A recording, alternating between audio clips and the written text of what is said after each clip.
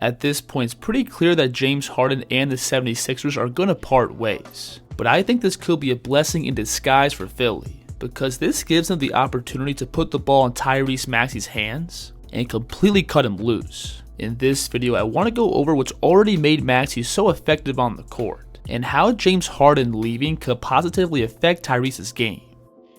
So Maxey is obviously well known for being one of the fastest players in the NBA, but I think the most important element to Tyrese's game is going to be his outside shooting, because that lays the foundation for everything else. Maxey is comfortable pulling up from range, while going both right and left, and percentage-wise, he's a really accurate three-point shooter. Boston Celtics, Maxey free to fire, the triple is down the hatch. According to Synergy Sports, Tyrese made over 37% of his threes off the dribble last year. And to put that in perspective, that was higher than both Devin Booker and Damian Lillard.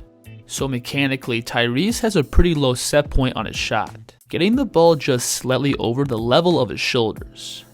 And with his lower body, Maxey also has really good timing into his release, getting full extension from his knees and hips as he lets the ball go.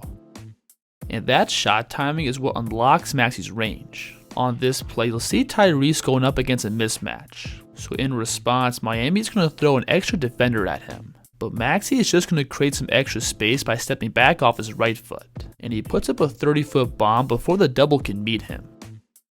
So off the bounce, Maxey has all those step backs, side steps, and separation moves in his bag. But a really underrated part of Tyrese's game is his lower body strength, which gives him really good balance and body control into his shots. You'll see Tyrese here attacking downhill full speed, and watch him slam the brakes going behind the back. And from this spot, he still has the stability to find his base and elevate up for a rhythm jumper.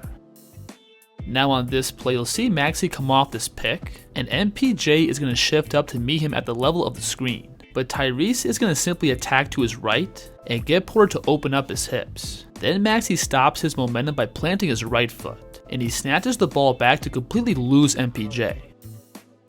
This move right here is tough, where Maxey hits the same move driving the ball to his right and planting his right foot for that snatch back. But from here, watch how he skips off his left foot and replants his right to create more separation into his shot. Now obviously, the footwork and balance that Tyrese has is really impressive, but the underlying threat that sets all these moves up is Maxey's downhill driving. So like you probably know, Maxey is a speed demon who's both really fast in the open court, but also has a lightning quick first step, which allows him to get easy blow-bys without spamming a bunch of dribble moves. And both are not on the floor tonight. On this play, you'll see Tyrese working off the screen, and notice how his man gets himself just slightly out of position by going under the screen. And from this spot, Maxey does nothing super advanced off the dribble. He's just going to turn on the jets and explode into that open space.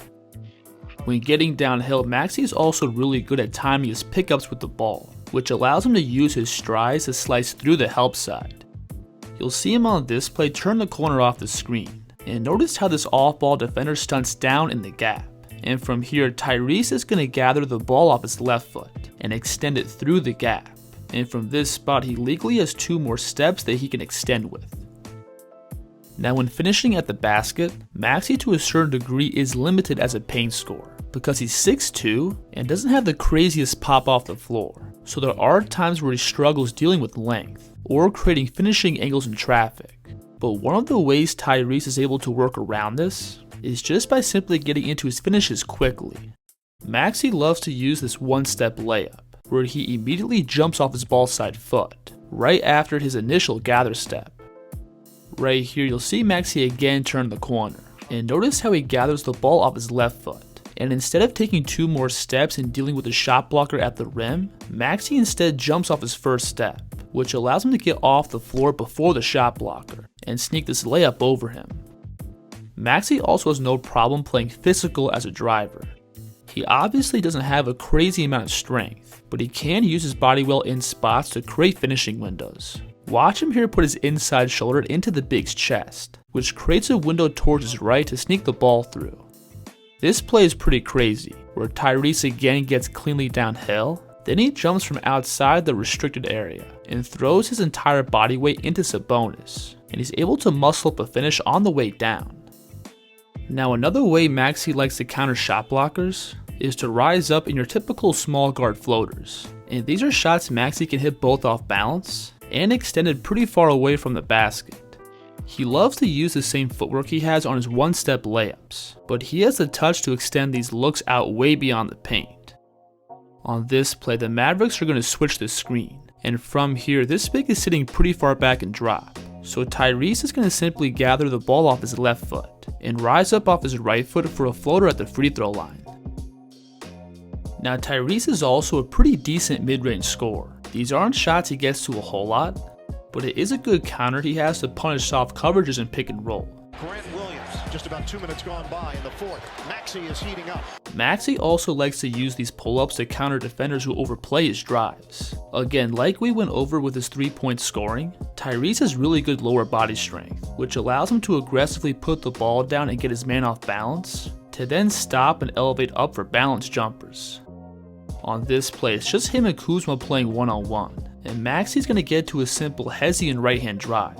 But notice how he gets Kyle to rotate and completely open up his hips. And from here, Tyrese has this ability to stop on a dime and elevate up while Kuzma stumbles forward. Now Maxey also has the ability to make tougher off-balance shots if need be. Because he's 6'2" and has a pretty low release point, he commonly has to fade or lean to create some additional separation into his shot. You'll see Tyrese here attack this defender's top foot with the crossover, then use his inside shoulder to bump through this reach. And from here, Maxey is going to slam the brakes by stepping right-left. But you'll notice how this defender is still in Tyrese's airspace. So in response, Maxey is just going to lean to his left to create some additional separation into his shot. So when we take a step back and look at Maxey's game from a bird's eye view, he has this dual threat of both being able to shoot the ball from range and put the ball down to attack downhill. And this puts defenders in a real bind, because there's really no perfect way to guard Maxey. If you give him too much space, he has the ability to drain pull-up threes right in your eye. But if you try to step up and meet him from beyond the three, it's going to be an easy blow-by. And Tyrese is great at simply reading and taking what the defense gives him. Like on this play, notice how Jamal Murray wants to step up and meet Maxey at the point of the screen. But with his weight shifted forward like this, it's just an easy hezzy blow-by for Maxey. Now you'll see the reverse effect on this play, where Hardaway is back on his heels expecting the drive, which allows Tyrese to easily create space by dropping his shoulders and planting his right foot, which pushes the defense back even more and gives him plenty of space for this jumper. Now what really makes Tyrese different compared to other ball-dominant scorers is that he's just as, if not more effective playing off the ball. We can start with his spot-up shooting. Maxey last year shot a ridiculous 47% on all his catch-and-shoot threes, which leads to about 1.4 points per shot, making him the 11th most efficient spot-up shooter across the NBA. And these aren't just your typical standstill catch-and-shoot threes. A lot of these looks come from Maxey running off screens or aggressively shifting to open space. And now Maxey, another three. Now a really important detail with Maxey's spot-up shooting is how quickly he gets his shot off.